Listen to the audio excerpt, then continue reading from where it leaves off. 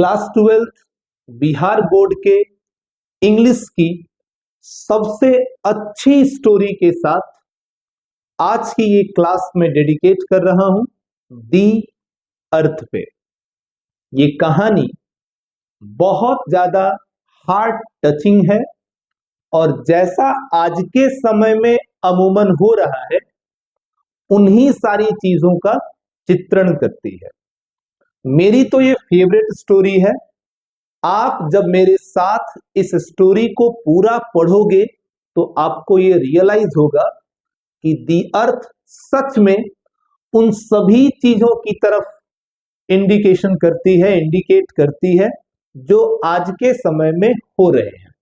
माँ बाप के किए गए त्याग को औलादें किस तरह दुनिया के सामने लाती हैं, कितना बेसहारा महसूस करते हैं वो पेरेंट्स जिन्होंने अपना तिनका पाई पाई अपने बच्चों के ऊपर खर्च कर दिया होता है, और वही बच्चे उस समय जब उन्हें सबसे ज्यादा जरूरत होती है अपने बच्चों की, उन्हें छोड़ देते हैं दर बदर की ठोकर खाकर मरने के लिए। ऐसी ही दिल को छू जाने वाली कहानी सौभाग्य से Bihar board 12th class English में दी गई है।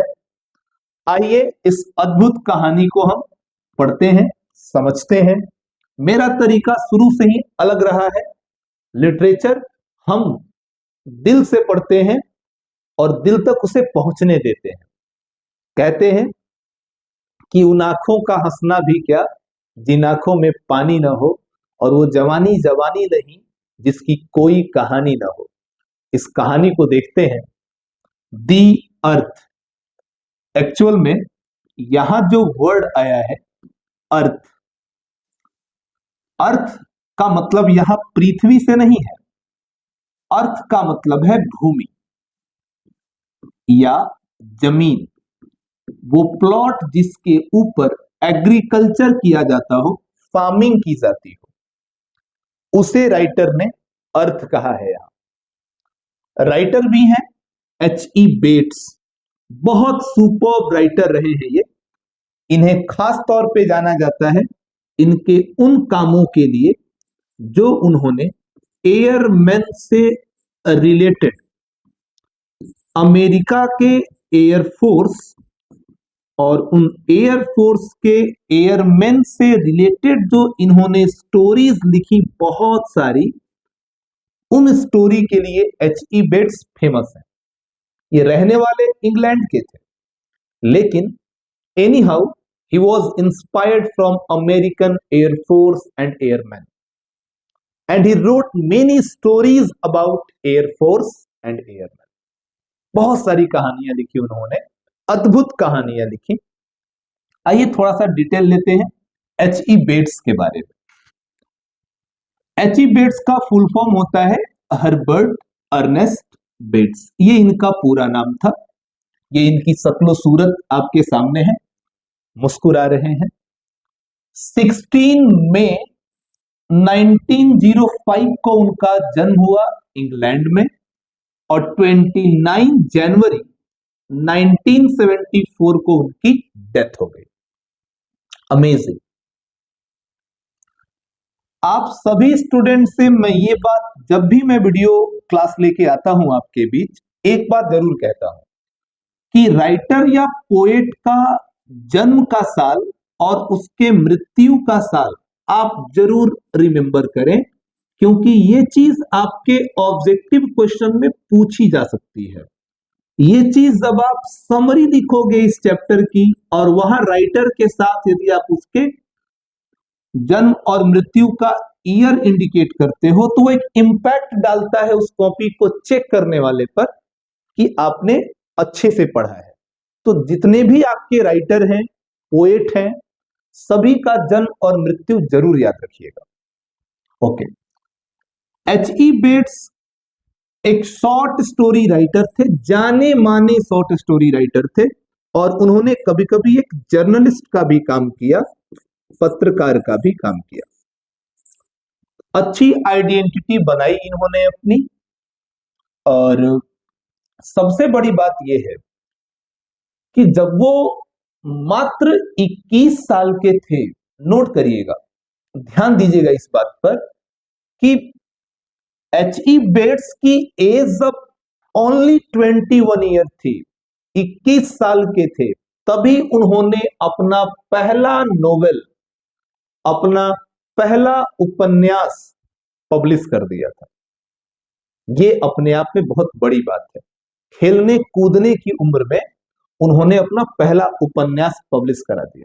21 साल भी कोई खास उम्र नहीं होती अगर हम लेखक के नजरिए से व्यक्ति को देखें तो, क्योंकि राइटिंग स्किल, आप जो लिखते हैं, कवि दरअसल उन चीजों को जी चुका होता है और उसी एक्सपीरियंस को वो अपने रीडर्स तक पहुंचाता है। 21 साल की उम्र में नोवेल लिख देना ये बहुत बड़ी बात है। इसके लिए बधाई के पात्र हैं H.E. Bates. He wrote many stories about American airmen and Air Force. बहुत सारी स्टोरी उन्होंने अमेरिकी एयरफोर्स और वहां के एयरफोर्स के सिपाहियों के बारे में लिखी है। ये मैंने पहले भी बताया और इसी के लिए उनकी पॉपुलैरिटी भी बहुत ज्यादा, बहुत फेमस हो गई। उनकी कुछ खास किताबें हैं H.E. बेट्स के द्वारा लिखी गई, जैसे fair stood the wind for France, the purple plane, the jacaranda tree, the scarlet sword और the darling birds of May. ये शायद आपके एग्जाम में पूछा जा सकता है। ये उनके द्वारा लिखी गई कुछ खास किताबें हैं, इनका स्क्रीनशॉट ले लें और ज्यादा अच्छा रहेगा कि जब भी आप किसी चैप्टर को पढ़ें तो चैप्टर के स्टार्टिंग में, चाहे हिंदी हो या इंग्लिश हो, उस ऑथर का डिटेल वहां दिया गया रहता है। वो बेवजह नहीं दिया गया, उसको इकट्ठा करने में बहुत मेहनत लगी है।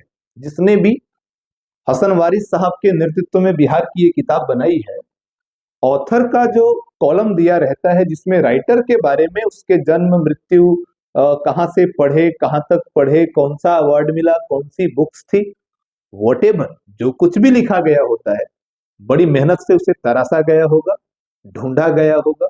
उन्हें जरूर पढ़िए आप, ये रिक्वेस्ट होगा मेरी तरफ से। अगर आप उन्हें पढ़ेंगे तो यूं समझिए कि 60% ऑब्जेक्टिव क्वेश्चंस आपके यूं ही बन जाएंगे। अब देखो, the earth is a story of a poor farmer Johnson and his simple minded son Benjy. The earth, मैं 1 मिनट रुकना चाहूंगा। जब भी आप अपने चैप्टर का नाम लिखें, टाइटल जब अपने चैप्टर का डालें, तो सिंगल इन्वर्टेड कॉमा के अंदर उसे लॉक करें। और दूसरी महत्वपूर्ण चीज कि अगर आपके चैप्टर का नाम एक वर्ड में या 2 वर्ड में है, अगर 2 वर्ड में है तो पहले वर्ड का पहला लेटर कैपिटल कीजिए, दूसरे वर्ड का दूसरा लेटर कैपिटल, पहला लेटर कैपिटल कीजिए। हर वर्ड का पहला लेटर कैपिटल रहेगा। तो the earth is a story of a poor farmer Johnson. The earth एक कहानी है एक गरीब किसान जॉनसन की और उसके सिंपल माइंडेड सन बेंजी की। ये हमारे जॉनसन साहब हैं जो कि एक गरीब किसान है और उनका एक बेटा है बेंजी। उनका एक बेटा है बेंजी जो इस स्टोरी में एक सिंपल माइंडेड सन के रूप में दर्शाया गया। सिंपल माइंडेड सन है वो आदमी, यानी 30-35 साल की उम्र उसकी हो गई है, लेकिन बुद्धि विकसित नहीं हुई है। सरल बुद्धि वाला व्यक्ति है। उम्र की तुलना में बुद्धि बच्चों की है। जैसे कोई मिल गया फिल्म में ऋतिक रोशन दिखता है, जादू, वो चीज। इस स्टोरी के कैरेक्टर की बात करें तो इसमें आपको मेन कैरेक्टर में दिख रहे हैं जॉनसन, यही इस कहानी के मुख्य पात्र हैं। उनका बेटा है बेंजी। बेंजी बाद में शादी करेगा फ्लोरेंस नाम की एक लड़की से। इस स्टोरी में चर्चा है एक डॉक्टर की। इस स्टोरी में चर्चा है विटमोर नाम के एक आदमी की। और इस स्टोरी में चर्चा है सैंडर्स की, जिसकी वो जमीन होती है। तो यही इस कहानी के कैरेक्टर हैं, जॉनसन, बेंजी, फ्लोरेंस, डॉक्टर, विटमोर और सैंडर। आइए इस स्टोरी को एकदम मस्ती के साथ पढ़ते हैं। आपको ये चैनल याद ना रहे, आदमी याद ना रहे, स्टोरी हमेशा याद रहेगी। और ये स्टोरी इंपॉर्टेंट भी है क्योंकि इससे objective questions, line explanation, short questions, कई बार तो समरी पूछी जा चुकी है बोर्ड एग्जाम में, तो ये आपके लिए इंपॉर्टेंट है। और ये जो पैराग्राफ मैंने आपको दिखाया है यहाँ, ये पूरा पैराग्राफ अगर आप याद कर सकते हैं तो कर लीजिए, क्योंकि इस स्टोरी का पूरा निचोड़ यही है। अगर आप समरी लिखेंगे तो वहां भी यूज होगा ये, लाइन एक्सप्लेन करेंगे वहां भी यूज होगा ये। तो मैं आपसे ये रिक्वेस्ट करूंगा कि आप ये पैराग्राफ जरूर याद कर लीजिएगा। आप स्क्रीनशॉट ले लें इसका। The present short story the earth set in the English country side is about a farmer Johnson and his son Benji. यानी ये जो प्रस्तुत लघु कथा है, शॉर्ट स्टोरी जो है, प्रस्तुत लघु कथा द अर्थ इंग्लैंड के ग्रामीण इलाकों में, ग्रामीण इलाके की कहानी है, जिसमें चर्चा की गई है एक फार्मर की और उसके सिंपल माइंडेड सन बेंजी की। ठीक है। The story very well depicts, ये कहानी बहुत अच्छे से चित्रण करती है, दर्शाती है द लेजीनेस यानी कि आलस्य को ऑफ द पेरेंट्स, माँ बाप के, एंड ग्रोइंग और बढ़ते हुए सेल्फिशनेस यानी स्वार्थ को, एंड कनिंगनेस और चतुराई को, ऑफ देयर सिंपल माइंडेड सन, उनके सरल बुद्धि वाले लड़के की। कह रहा है कि वर्तमान लघु कथा द अर्थ इंग्लैंड के देहात में घटी एक घटना है, जो जॉनसन नाम के एक गरीब किसान और उसी के बेटे, जो कि प्रस्तुत होता है इस कहानी में एक सरल बुद्धि वाले व्यक्ति के रूप में, इन्हीं की कहानी है ये द अर्थ। अब ये जो स्टोरी है वो बहुत अच्छे से दर्शाती है माँ बाप के आलस्य को और उनके सरल बुद्धि वाले लड़के के अंदर बढ़ते हुए स्वार्थ और चतुराई को, हु जो फाइनली अंततः डिराइव्स देम अवे, बाहर निकाल देता है, फ्रॉम देयर होम, उन्हीं के घर से। अंत में वही बेटा उन्हें उस घर से बाहर निकाल देता है। तो इस तरह की ये कहानी है, यानी कि ये पैराग्राफ पूरी स्टोरी का एक छोटा सा निचोड़ है, और इसे मैंने आप ही के बुक से नोट किया है, जो आपकी रेनबो बुक है। वहां इस चैप्टर में H.E. बेट्स का जो डिटेल दिया गया है, लेखक का जो डिटेल दिया गया है, उसके सबसे नीचे वाले पैराग्राफ से मैंने इसे उठाया है। बड़ी अच्छी चीज लगी मुझे, पूरी स्टोरी इसी में दिख गई। देखें, लाइन बाय लाइन एक्सप्लेनेशन हम शुरू करते हैं, एक एक लाइन मजे के साथ हम पढ़ेंगे। तो आइए शुरू करते हैं। पैराग्राफ नंबर 1, इसमें लिखते हैं H.E. Bates, all that the Johnsons, यहां जॉनसन नहीं जॉनसन्स है, जॉनसन्स का मतलब हो गया जॉनसन दंपत्ति, यानी जॉनसन और उसकी पत्नी, दो ही तो थे। All that the Johnsons had, यानी जॉनसन दंपत्ति के पास जो भी था, वॉज द अर्थ, वो जमीन ही था। यानी जॉनसन दंपत्ति के पास सब मिला के जमीन ही था, वो जमीन जिसपे वो खेती कर रहे थे, गुजारा कर रहे थे, 4 एकड़ वो जमीन थी। ये ऑब्जेक्टिव क्वेश्चन आपके एग्जाम के लिए रहेगा कि जॉनसन के पास जमीन कितनी थी, 4 एकड़।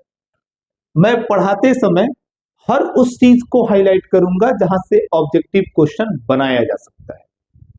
गेस पेपर रटाने वाला टीचर नहीं हूं मैं। हम सब कुछ पढ़ेंगे, गेस नहीं करेंगे, कंप्लीट पढ़ेंगे। अब क्वेश्चन जहां से भी पूछे हम अपडेटेड रहेंगे।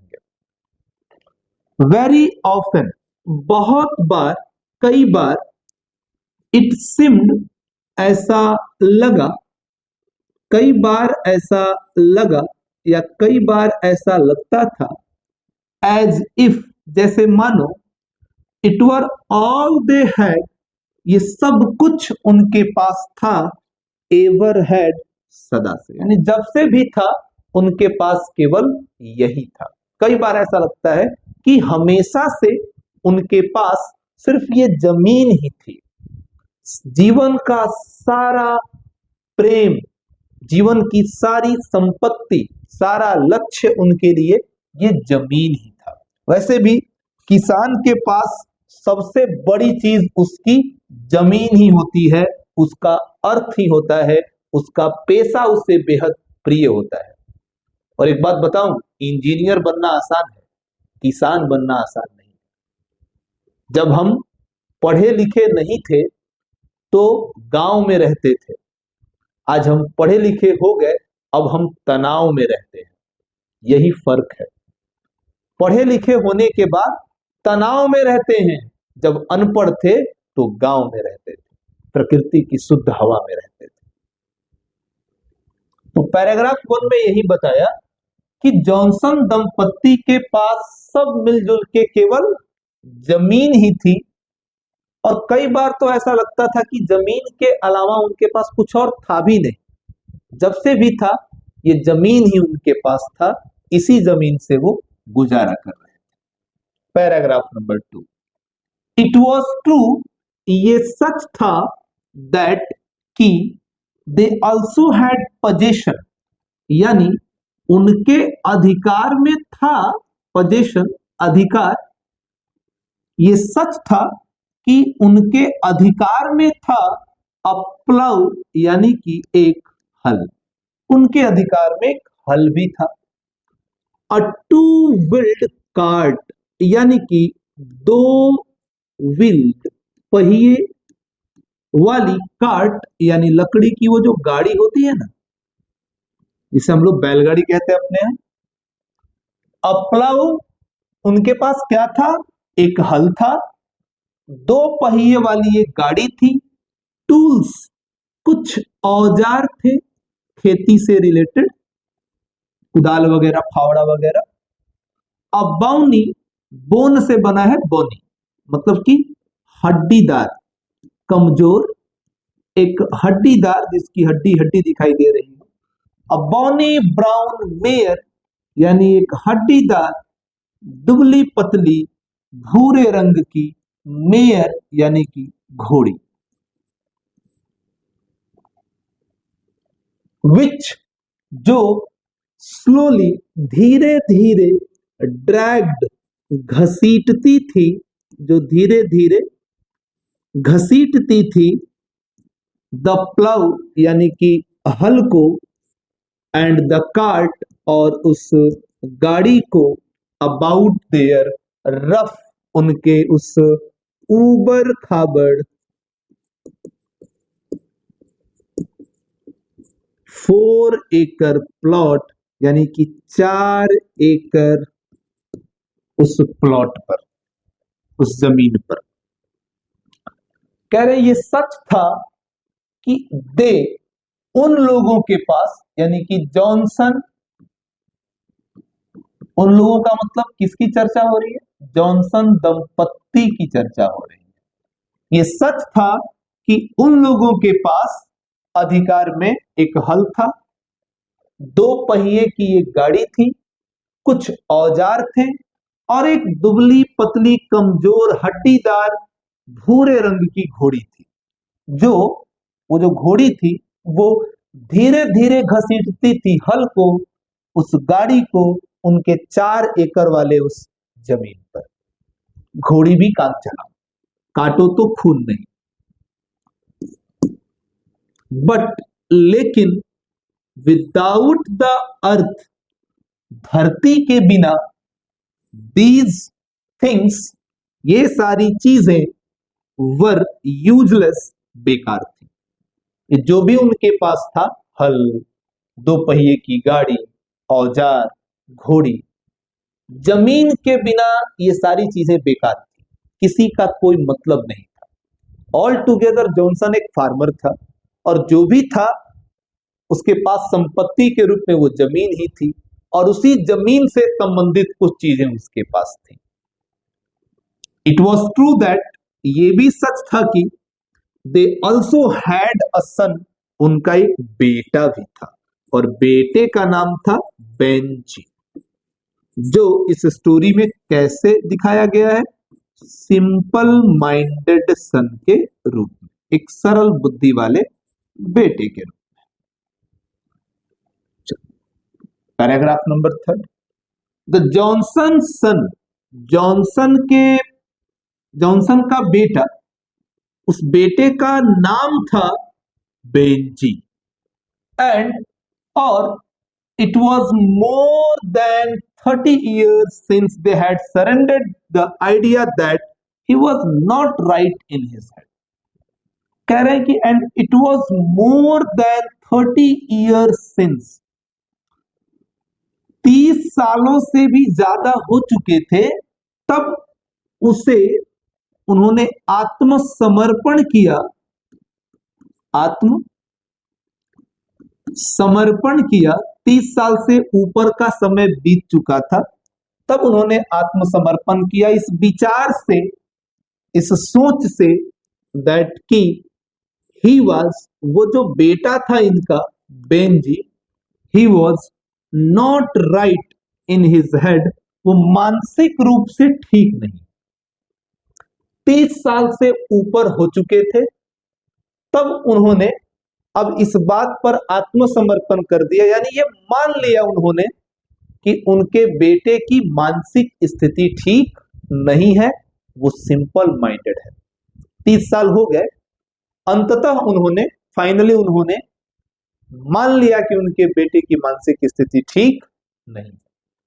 इट वॉज नॉट दैट, ऐसा नहीं था कि ही वॉज इनसेन, बेटा उनका पागल था, ऐसा नहीं था कि वो पागल था, और या इम्बेसिबल, या वो असभ्य था, ऐसा नहीं था कि उनका बेटा पागल था या वो असभ्य था, और इवन दैट, यहां तक कि ही कुड नॉट रीड, वो पढ़ भी नहीं सकता था, एंड राइट, लिख भी नहीं सकता था, एंड काउंट, गिन भी नहीं सकता था, फिगर्स, आंकड़ों को। वो बेटा ऐसा था, ऐसा नहीं कि वो पागल था या इम्बेसाइल था, ऐसा नहीं है, वो पागल या असभ्य नहीं था, वो तो पढ़ भी नहीं सकता था, लिख भी नहीं सकता था, आंकड़ों को गिनता भी नहीं था, बट ओनली दैट, केवल ये था कि ही वॉज सिंपल, वो सरल था। नॉट क्वाइट, क्वाइट यानी बिल्कुल, वो बिल्कुल नहीं था लाइक अदर पीपल, दूसरे लोगों के जैसे, वो दूसरे लोगों की तरह नहीं था।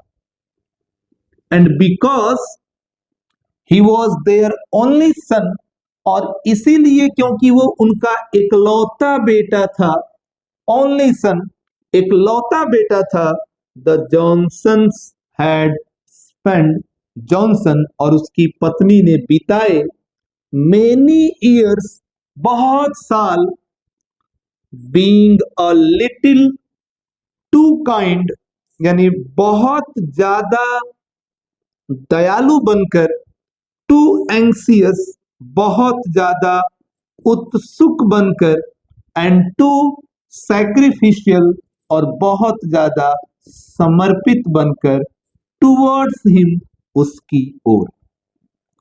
यानी बेंजी उनका इकलौता बेटा था, इसलिए जॉनसन और उनकी पत्नी ने बहुत साल बिता दिए उसको प्यार दुलार देकर, उसके तरफ और ज्यादा उत्सुक बनकर, उसके लिए बहुत ज्यादा समर्पित होकर, उसके सारे काम करके। इन्होंने कभी उसे अपने दिमाग से सोचने और करने का मौका ही नहीं दिया। वो मान चुके थे कि हमारा बेटा सिंपल माइंडेड है, उसके लिए वो ज्यादा पोलाइट थे, ज्यादा काइंड थे, ज्यादा सैक्रिफाई किया उन्होंने उसके लिए। तो पैराग्राफ नंबर 3 में यही है कि जॉनसन का जो बेटा था वो बेंजी था, और 30 सालों से भी ज्यादा समय हो गया तब जॉनसन और उसकी पत्नी ने इस बात को मान लिया कि उनके बेटे की मानसिक स्थिति ठीक नहीं है। ऐसा नहीं था कि उनका बेटा पागल या असभ्य था, यहां तक कि वो तो पढ़ भी नहीं सकता था और लिख भी नहीं सकता था, यहां तक कि आंकड़ों को भी नहीं गिन पाता था। बस सिर्फ ये था कि वो सरल था, दूसरे लोगों की तरह बिल्कुल नहीं था। और क्योंकि वो उनका इकलौता बेटा था, इसलिए जॉनसन और उसकी पत्नी ने बहुत साल बिताए उसके साथ, बहुत ज्यादा विनम्र बनकर, उत्सुक बनकर, समर्पित बनकर, सो दैट, ताकि ही हैड ग्रोन अप, वो हो जाए, बड़ा हो जाए, टू सीम ओर्स, और बदतर दिखे, इन देयर आईज, उनकी आंखों में, देन ही रियली वॉज, जो वो सच में था उससे भी ज्यादा। यानी कवि ने यहाँ पे कटाक्ष किया है, कवि ने यानी लेखक ने यहाँ कटाक्ष किया है कि जॉनसन और उसकी पत्नी ने बहुत सारा उसके साथ, वो बिल्कुल एकदम दयालु बन गए थे, उत्सुक बन गए थे, समर्पित बन गए थे, ताकि वो बेटा और बदतर होता जाए, बदतर तो था ही, और बदतर होता जाए, और बुरा होता जाए उनकी आंखों में। यानी राइटर ये कहना चाहता है कि उतना सारा दुलार और प्यार नहीं करना चाहिए था, बेटे के दिमाग पर जोर देना चाहिए था। आगे वही होगा। Benjy had the large loose limbs, limbs का मतलब होता है अंग। तो बेंजी के पास बड़े ढीले ढाले अंग थे, हाथ पैर उसके बड़े बड़े पर ढीले ढाले, अंग पुंज सा पड़ा रहता था। Often belong to the simple minded and thick soft fair hair on his face. Benjy के पास बड़े ढीले ढाले अंग थे, जो हमेशा होते हैं एक सिंपल माइंडेड व्यक्ति के पास, और मोटे मुलायम उजले बाल थे ऑन हिज फेस, उसके चेहरे पर। ही हैड द लुक, यानी उसका जो बनावट था, जो उसका लुक था बेंजी का, बीइंग अ सिंपल हार्टेड, वो एक सरल हृदय वाले व्यक्ति का लुक था। एज वेल एज, साथ ही साथ, अ सिंपल माइंडेड मैन, सरल बुद्धि वाले व्यक्ति। यानी बेंजी का जो लुक था, कोई देखता तो उसे क्या समझता, एक सिंपल हार्टेड मैन, एक सरल हृदय वाला व्यक्ति, और एक सरल सोच वाला व्यक्ति, सरल मानसिक वाला व्यक्ति। हिज आईज वर ब्लू, उसकी आंखें नीली थी। एंड ऑल डे, सारा दिन, ऑल डे लॉन्ग, सारा दिन, he had a simple smile, उसके पास एक सामान्य मुस्कुराहट होती थी, ऑन हिज फेस, उसके चेहरे पे सारा दिन मुस्कुराता रहता था। बट समवेयर, लेकिन, अब यहां पे पोएट ने इंडिकेट किया है, लेकिन कहीं ना कहीं, बिहाइंड द ब्लू आईज, इन नीली आंखों के पीछे, द सिंपल स्माइल, इस साधारण मुस्कुराहट के पीछे, and the soft childish hair, और उस मुलायम बच्चों वाले बालों के पीछे, हिज सिंप्लिसिटी, उसकी सादगी, सिम्ड, ग्रेजुअली, धीरे धीरे लग रही थी, टू हैव बिकम, कि ये बन रही हो, अ काइंड ऑफ कनिंग, एक तरह की चतुराई। कहीं ना कहीं उसके नीली आंखों के पीछे कहीं ना कहीं उसके सिंपल स्माइल के पीछे, बालों के पीछे उसकी सादगी कहीं ना कहीं चतुराई की दिशा में बढ़ रही थी। कहीं ना कहीं वो अंदर ही अंदर चतुर बनता जा रहा था। इस पैराग्राफ में आपने पढ़ा कि बहुत ज्यादा प्यार जो कर रहे थे जॉनसन और उसकी पत्नी उस बेटे से, तो शायद वही उससे और बदतर बनाते जा रहे थे। बेंजी के पास बड़े बड़े हाथ पैर तो थे, लेकिन सब लुंज पुंज से थे, जो सिंपल माइंडेड व्यक्ति के पास होते हैं। मोटे, सॉफ्ट, मुलायम, सफेद रंग के बाल उसके चेहरे पर आ गए थे। दिन भर वो मुस्कुराता रहता था, उसकी आंखें नीली थी, सारा दिन उसके चेहरे पर मुस्कुराहट रहती थी, लेकिन कहीं ना कहीं उसके अंदर चतुराई भी बन रही थी। Paragraph number 4, it was more than 30 years, 30 सालों से भी ज्यादा हो गया था, सिंस द जॉनसन, जब जॉनसन और उसकी पत्नी ने रियलाइजिंग, ये आभास किया, दैट की ही वॉज नॉट, वो नहीं था, बेंजी नहीं था, क्वाइट लाइक अदर्स, बिल्कुल दूसरों के जैसा। 30 सालों से भी ज्यादा हो गया तब जॉनसन और उसकी पत्नी को यह आभास हुआ कि उनका बेटा दूसरों की तरह बिल्कुल नहीं था। और तब उन्होंने क्या किया, हैड टेकन, वो ले गए बेंजी को टू अ डॉक्टर, डॉक्टर के पास। दिस डॉक्टर हैड परसुएडेड, इस डॉक्टर ने परामर्श दिया, इस डॉक्टर ने समझाया उन्हें, दैट कि ही नीडेड, उसे जरूरत है, ये जो आपका बेटा है ना बेंजी, इस बेंजी को जरूरत है इंटरेस्ट, रुचि की, और ये रुचि ही दैट वुड स्ट्रेंथन, ये रुचि ही शक्तिशाली बनाएगी, ये रुचि ही शक्ति देगी, शक्तिशाली बनाएगी हिज माइंड, उसके बुद्धि को। डॉक्टर ने सलाह दिया कि आप अपने बेटे को काम दीजिए, इंटरेस्ट का काम दीजिए, जब वो अपनी रुचि में लगेगा तब उसकी बुद्धि बढ़ेगी। इट वुड बी गुड, ये अच्छा होगा, इफ दे गेव हिम, अगर उसके माता पिता उसे दें, समथिंग टू डू, कुछ करने के लिए, कोई काम करने के लिए, सम अकप्शन, कोई पेशा, विच वुड हेल्प, जो मदद करेगा, हिज डेवलपमेंट, उसके विकास में। डॉक्टर ने कहा कि बिगाड़ रहे हो भाई तुम अपने बच्चे को इतना लाड़ प्यार करके, अबे काम दो उसे, काम करेगा तो ही बुद्धि बढ़ेगी। It would help, it would help a great deal if they gave him a special interest, ये मदद करेगा और ये बड़ी बात होगी अगर उसके माँ बाप उसे दें कोई खास रुचि का काम, टू फीड हिज सेंस, ताकि वो अपनी बुद्धि लगाए, ऑफ रिस्पॉन्सिबिलिटी, अपनी जिम्मेदारी को समझे। डॉक्टर ने कहा, you are a people on the land, आप जमीन से जुड़े हुए लोग हैं, ये स्टेटमेंट दिया था डॉक्टर ने, इसी पे ऑब्जेक्टिव क्वेश्चन है। तो डॉक्टर ने कहा, देख भाई तू लोग जमीन से जुड़े हुए लोग हो, लेट हिम कीप हेंस, उसे मुर्गी पालने दो, मुर्गी पाले, सबसे आसान काम है, बहुत कुछ करना नहीं होता है इसमें, बुद्धि खुल जाएगी तेरे बेटे की, मुर्गी पालने का व्यवसाय दे दे उसे, बताया डॉक्टर ने। सो इसीलिए फॉर मेनी ईयर्स, बहुत सालों तक, बेंजी हैड केप्ट, बेंजी ने पाला, बहुत सालों तक बेंजी ने पाला, हेंस यानी मुर्गियां, and what the earth was to his mother and father, और जमीन बेंजी और उस बेंजी के माता पिता के पास जमीन ही थी केवल।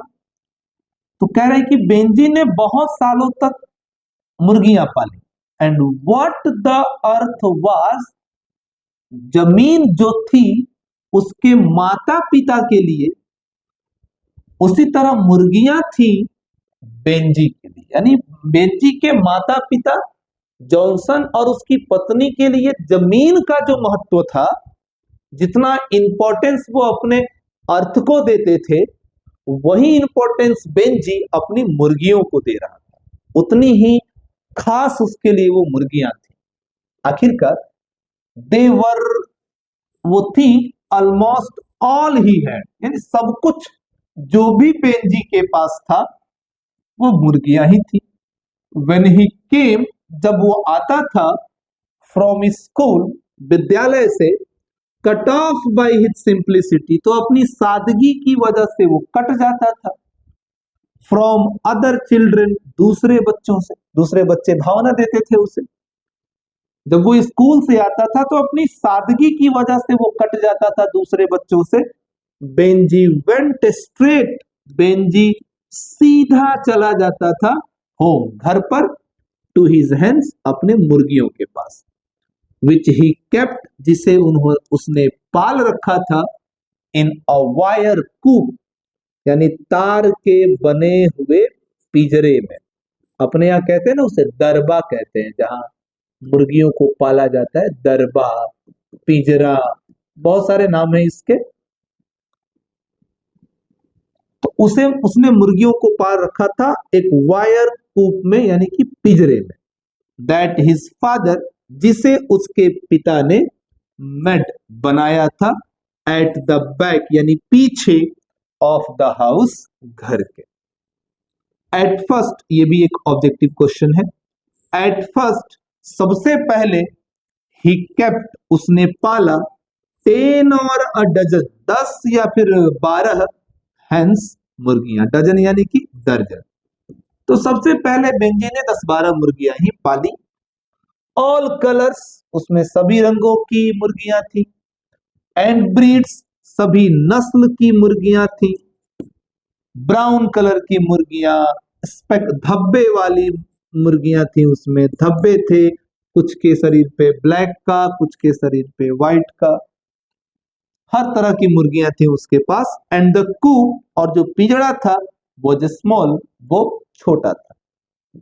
मुर्गी का ही काम इसलिए दिया गया, पहला रीजन, क्योंकि मुर्गियां सस्ती थी और मुर्गियों को पालने में कोई ज्यादा माथापेची नहीं करनी पड़ती है, बेंजी उसी में व्यस्त रह जाएगा। यही सोच समझ के उस डॉक्टर ने कहा होगा मुर्गियों का बिजनेस करने के लिए। ही फेड द हेन्स, वो खिलाता था, फेड, एक्चुअली ये बना है फीड से, फीड का ही वर्ब टू होता है फेड, खिलाना पिलाना। ही फेड द हेन्स, वो मुर्गियों को खिलाता था, सिंपली, साधारण तरीके से, ऑन स्क्रैप, स्क्रैप का मतलब होता है टुकड़ा, फ्रॉम द टेबल्स, यानी मेज के, खाना खाने वाला जो टेबल है, तो खाना खाने वाले उस डाइनिंग टेबल से जो जूठा बच गया, आपने सलाद खाया, उसमें कुछ कोई चीज आपने नहीं खाई, तो जो जूठा बच जाता था, जो स्क्रैप बचता था भोजन का, वही उन्हें लाके उन मुर्गियों को वो खिलाता था।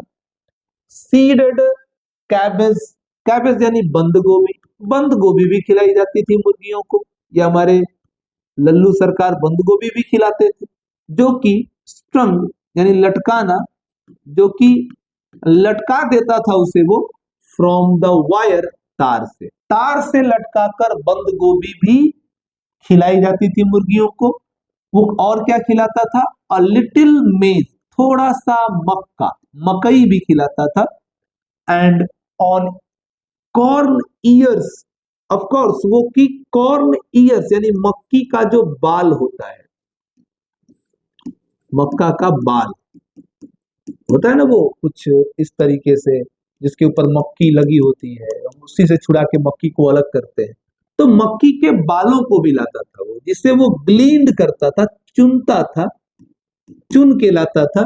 इन द लेट समर, यानी ग्रीष्म के अंतिम में, गर्मी के अंतिम में, from his father's acre of stubble, अपने पिताजी के फसलों को काट लेते हैं, जो खूंटी बचती है उसी को स्टबल कहते हैं। तो पिताजी के उस खूंटीदार खेत से गर्मी जब बीत रही होती थी, तब वो चुन के लाता था मक्की के बाल को, और उसे खिलाता था अपनी मुर्गियों को।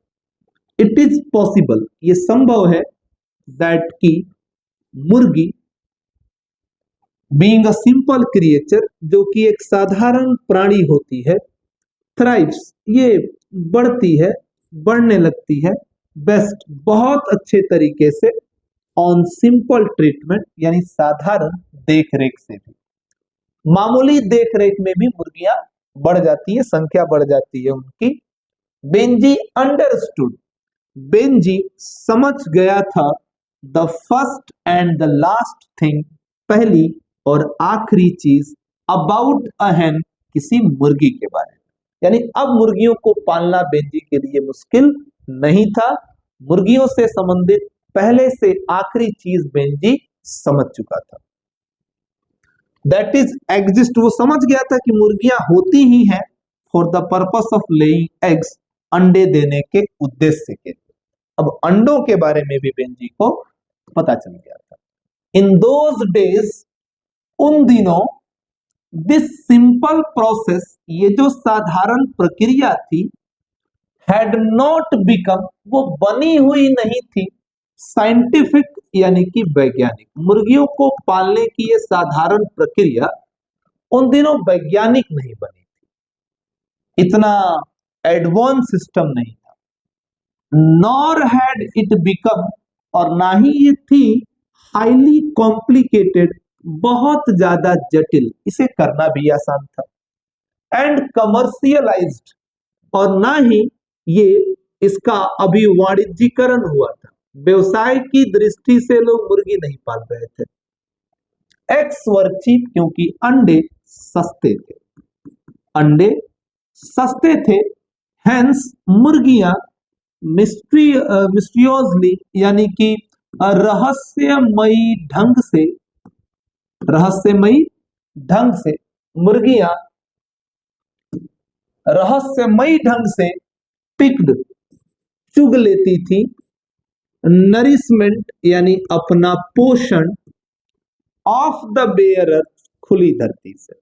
आसान था उन दिनों, ये प्रक्रिया बहुत वैज्ञानिक नहीं हुई थी, ना ही ये बहुत ज्यादा उन दिनों जटिल थी, और ना ही इसका वाणिज्यीकरण हुआ था, व्यवसाय हुआ था, क्योंकि अंडे सस्ते थे। और मुर्गियां रहस्यमयी तरीके से, पता नहीं कैसे उनको पता चल जाता था कि विटामिन के लिए ये चींटी को खा लेना है, प्रोटीन खाने के लिए ये घास का ऊपर का खा लेना है। मुर्गियां खुद जाती थी और अपने लिए पोषक तत्व खुले हुए जमीन पर से चुग आती थी। दे सैट, वे बैठ जाती थी, इन अ होम मेड, घर पर ही बने हुए, नेस्टिंग बॉक्स, यानी कि अपने दरबा में, ऑन एस्ट्रॉ, यानी कि पुआल पर, घास पर वो बैठ जाती थी, एंड लेट द एग्स, और अंडे दे देती थी, एक्सपेक्टेड, जो उम्मीद की जाती थी, ऑफ देम, उनसे, उनसे वांछित अंडे की जो उम्मीद होती थी, वो अंडे वो बैठ के दे देती थी। उसके लिए बहुत ज्यादा पैंतरा नहीं करना पड़ता था, क्योंकि उन दिनों ये सारी चीजें बहुत सरल थी। आगे, बेंजी अंडरस्टूड, बेंजी समझ गया, अनदर थिंग, एक दूसरी चीज भी, अबाउट द बिजनेस, यानी व्यवसाय के बारे में, ऑफ हेंस, मुर्गियों के, मुर्गियों के व्यवसाय के बारे में बेंजी एक और चीज समझ गया, एंड दैट वाज दैट, और वो ये था कि एग्स, जो अंडे मुर्गियां दे रही थी, कुड बी सोल्ड, इन अंडों को भी बेचा जा सकता था, टू कॉलर्स, मांगने वालों को, at the back door of their houses, उनके घर के दरवाजे के पीछे से। यानी बेंजी ये बात समझ गया था कि मैंने मुर्गियां पाली हैं मुर्गियों को बेचने के लिए, यार ऐसा भी तो हो सकता है कि जिसको अंडे चाहिए वो मेरे से अंडे मांगेगा, मैं लाकर उसको दे दूंगा, and that must become a business, ये भी एक व्यवसाय बन जाएगा। और हुआ भी यही, एक नई चीज बेंजी समझ गया था, यानी कि अब बेंजी का दिमाग काम कर रहा है। तो उसने ये समझा कि अंडे बेचे जा सकते हैं, जो कॉल करेगा, जो बुलाएगा, उसके घर पे जाके, इन स्कोर्स, 20 की संख्या में, हाफ स्कोर्स, 10 की संख्या में, एंड फाइवर्स, या 5 की संख्या में। 5, 10, 20 करके अंडे भी बेचे जा सकते हैं।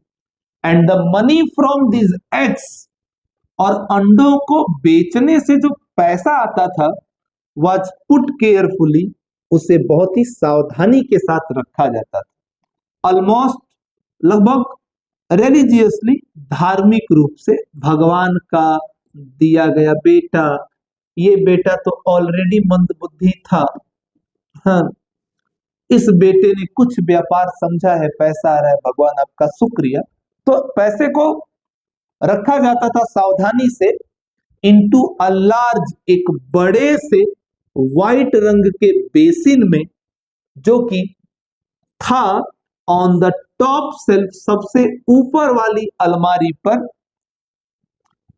किचन कपबोर्ड, यानी किचन में जो कपबोर्ड बनी हुई थी, किचन में जो हम दीवार से सटा के दीवार में ही जो अलमीरा बना देते हैं ढलाई के समय, उसी के ऊपर वो व्हाइट रंग की बेसिन थी, उसी बेसिन में सारे पैसे जमा हो रहे थे। The basin was beyond Benjy's reach, यानी अब जो बेसिन था ना, वो बेंजी की पहुंच से बाहर था, यानी वो चाहता भी तो उसमें से पैसे नहीं निकाल पाता, बहुत ऊंचे पे रखा गया था, बेंजी की पहुंच से ऊपर था। अंडे बेचने के बाद जो पैसे आते थे वो उसी बेसिन में रखे जाते थे। बट लेकिन वन डे, एक दिन, हिज मदर, उसकी माँ, वुड टेल हिम, उससे बोली, द मनी, पैसा, विल बी योर्स, तुम्हारा हो जाएगा। यू अंडरस्टैंड, समझे तुम? योर फादर, तुम्हारे पिता, एंड मी, और मैं, आर गोइंग टू सेव, बचाने जा रहे हैं, द मनी, पैसे को, व्हेन, जब, देयर इज इनफ, जब पर्याप्त हो जाएगा, जब पर्याप्त हो जाएगा, वी शैल पुट इट, हम इसे डाल देंगे, इन द बैंक, यानी bank, the bank will give, और बैंक देगी, इंटरेस्ट, यानी कि ब्याज,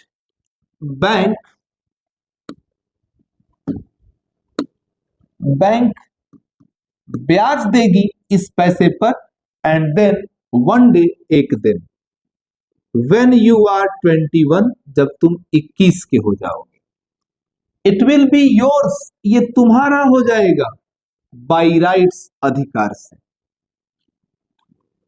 इट ऑल बी योर्स, ये तुम्हारा हो जाएगा, ये सारा पैसा बेटा तुम्हारा हो जाएगा, एंड यू कैन डू, और तुम कर सकते हो, व्हाट यू लाइक, जो तुम्हें पसंद हो, विद इट, इससे। डू यू अंडरस्टैंड, समझे बेटा?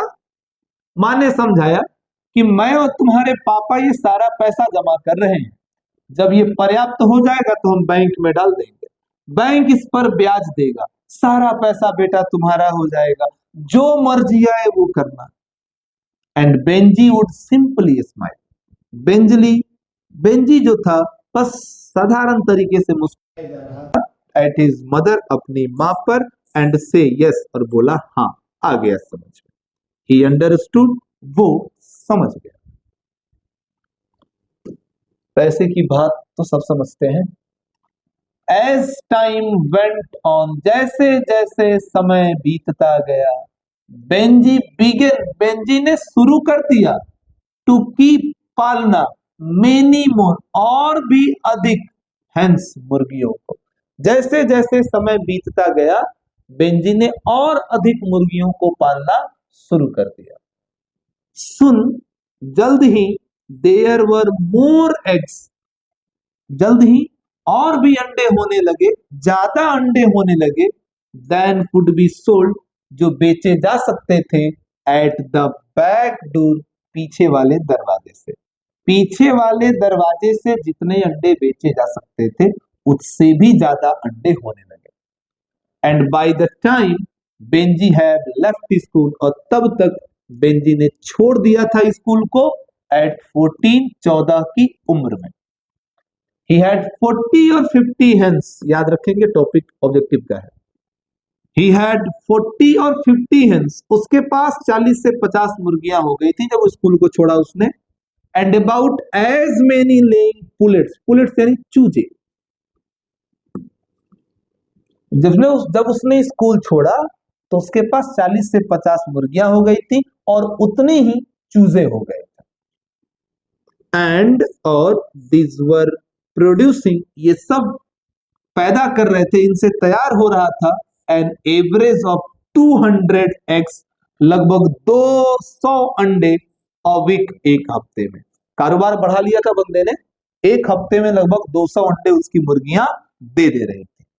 सुन, जल्द ही wood set off 3 times a week, set किया उसने कि हफ्ते में 3 बार, विद अ लार्ज बास्केट, एक बड़े से टोकरी में वो एग को लेगा और उसे रखेगा व्हील्ड ट्रक यानी कि पहिए वाली एक गाड़ी पर, and walk them in castor, और कैस्टर शहर में लेके जाएगा जो कि नियरेस्ट टाउन है, उसके पास का शहर है जहां वो रहता था बेंजी, उसी के पास में एक शहर था castor.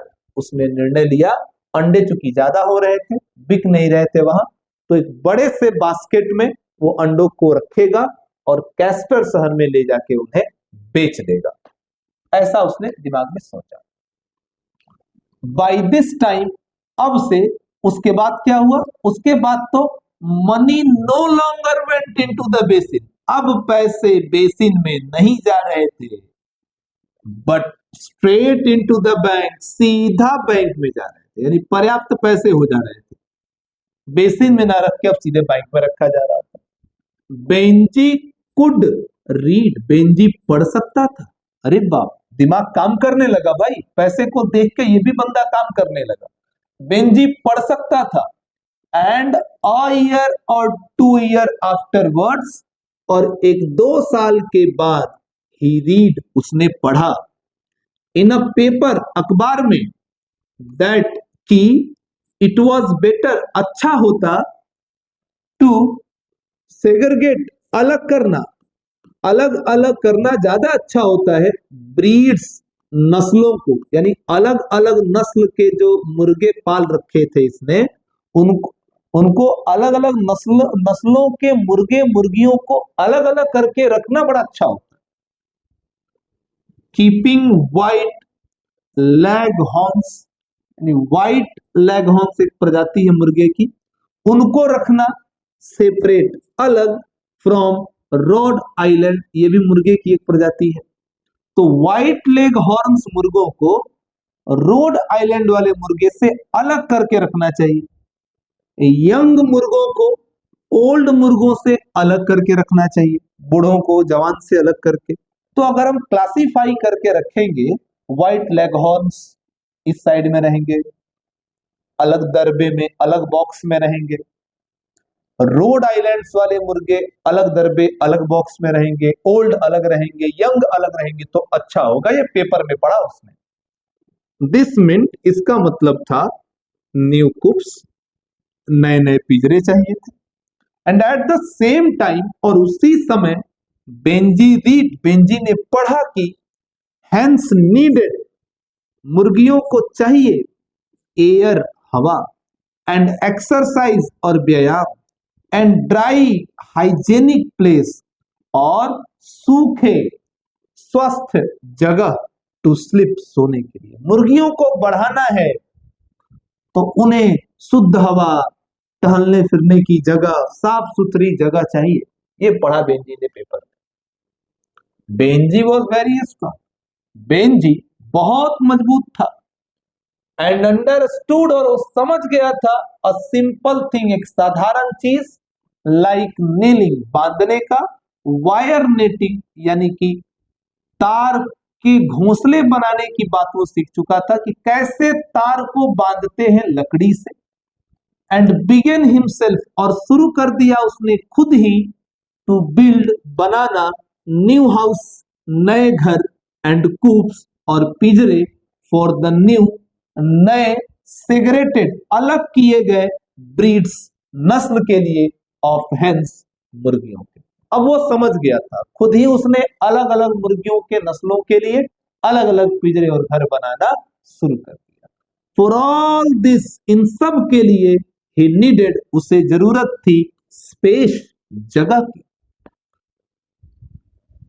And so his father and mother, और तब उसके माँ बाप ने गेव हिम, उसे दे दिया, अ स्ट्रीप, एक पट्टा, यानी पतला और लंबा जगह, ऑफ लैंड, जमीन का, running from the back of the house, उसके घर के पीछे से जो जा रहा था, एक पतला और लंबा, आधी जमीन लगभग उन्होंने दे दी।